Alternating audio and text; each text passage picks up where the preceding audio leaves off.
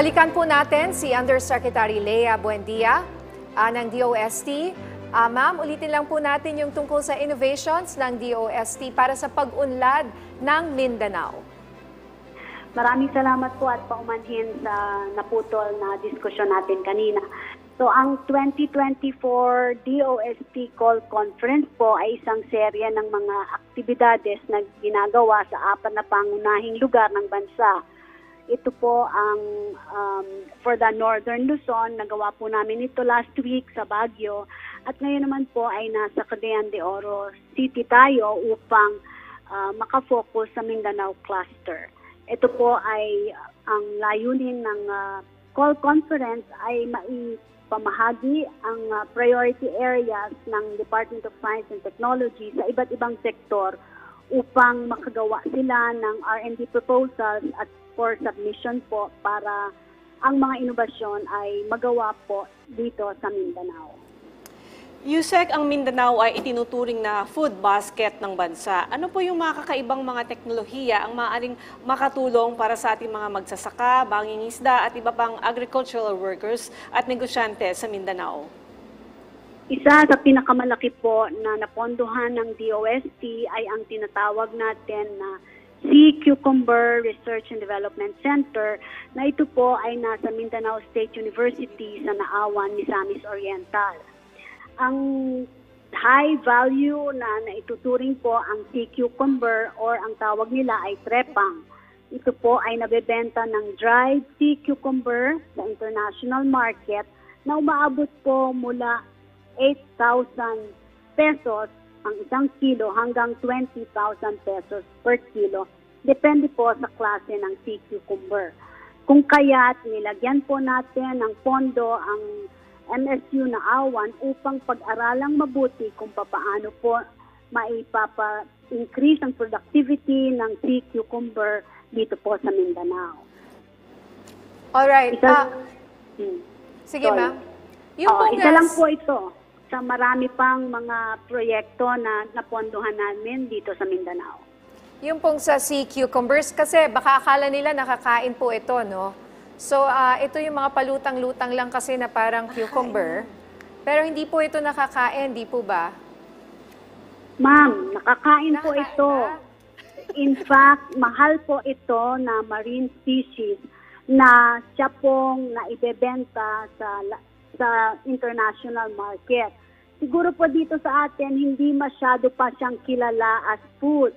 Pero po, sa ibang bansa, ito po ay isang delicacy na nakakain po at maaari ding pagkunan ng iba't ibang bioactive compounds para rin po sa pharmaceutical at saka nutraceutical uses.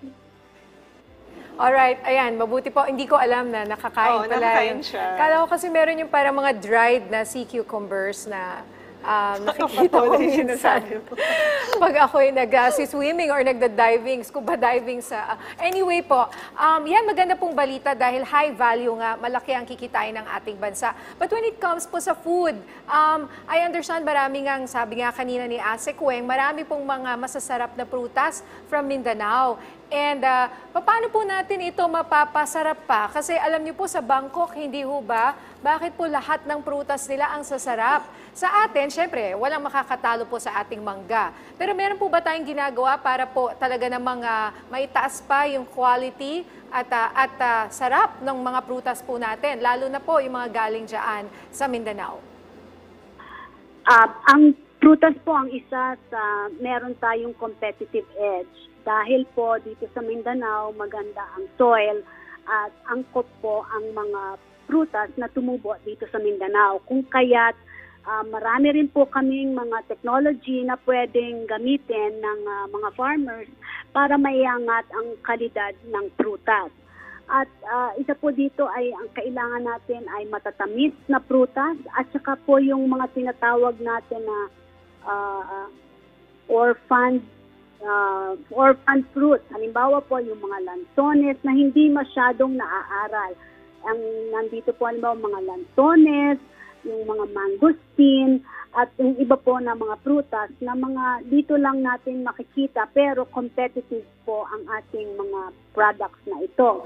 Kung kaya dito po kami nagpo-focus din ng pagtulong sa Mindanao area on fruit and vegetables. Dry din lang po. siya na cucumber na hindi kinakain. So, balikan ko lang po yung sea cucumber na gusto kong ipatikim kay Ninya mamaya. So, ano po ba yung kahalagahan nito para protektahan ang kalikasan ng ating bansa? Ang sea cucumber po, kung maitatanong ninyo, ay isa sa dalawang economically viable species dito sa Mindanao makikita. Ang unang species tinatawag na sandfish, kung saan madami nang naging output ang aming center na tinatag dito sa Naawan, sa MSU. At ito po ay nakakapag-produce na ng hatcheries. Ang hatcheries po ay halimbawa katulad ng mga bangus na paparami na po natin. Dati ay sa wild lang sila napapatubo, pero ngayon kaya na po sa hatcheries. Kung kaya't ito ay dinidisseminate na ng MSU Naawan sa ating mga kooperatiba. Nakakapag-produce na po sila ng mga 45,000 na sea cucumbers na napapakawalaan sa karagatan din para dumami pa. So marami pa pong ibang naibibigay ito na beneficiaries. Halimbawa po, nakikinabang din tayo sa may nutraceutical. Ibig sabihin po, meron siyang nutritious aspeto ang sea cucumber kapag po kinain natin. At ang sa coastal communities, ito po ay mahalaga para ma-increase ang livelihood din nila. Ma'am, ano-ano na po yung nagawa ng ating Sea Cucumber Research and Development Center para sa mga negosyante at komunidad dyan po sa Mindanao? Unang-una po ay meron silang tinatawag na yung drying ng sea cucumber kasi po hindi naman ito naibebenta ng fresh kung hindi dry. So dun po sa drying, marami na po silang technology na tiningnan kung papaano ma-dry ang sea cucumber na hindi naaalis yung nutrient value ng sea cucumber at yun pong dried products ay acceptable sa international and even local markets. Pangalawa po, nakapag-produce sila ng hatcheries na nakakapag-produce sila ng 427,500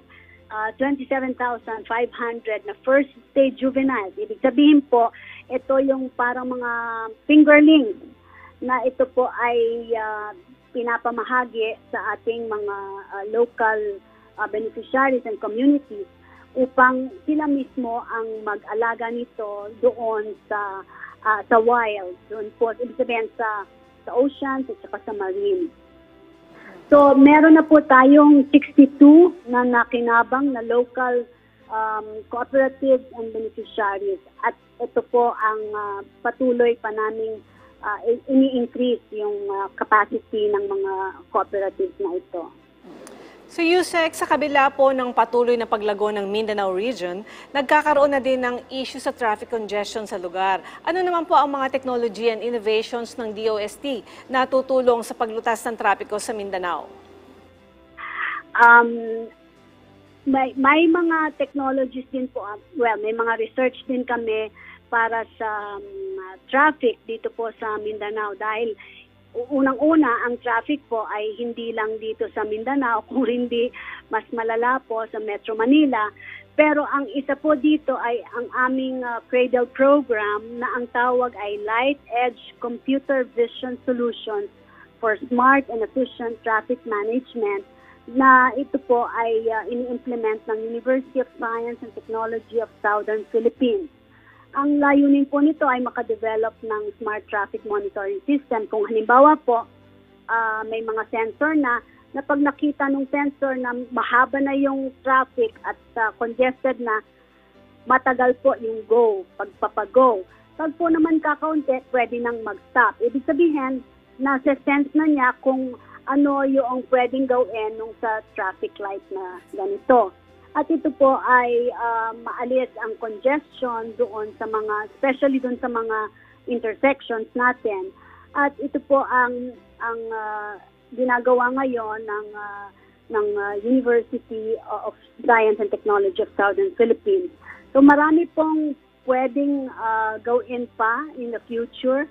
At dito po din sa Cagayan de Oro Business Incubation Technology ay meron din po tayong mga ICT and IoT-based, sabihin Internet of Things, na ginagamit para maibsan ang traffic. Alright, ma'am, bilang panghuli, may mensahe po ba kayo sa ating mga kababayan na nakatutok po sa ating programa ngayon?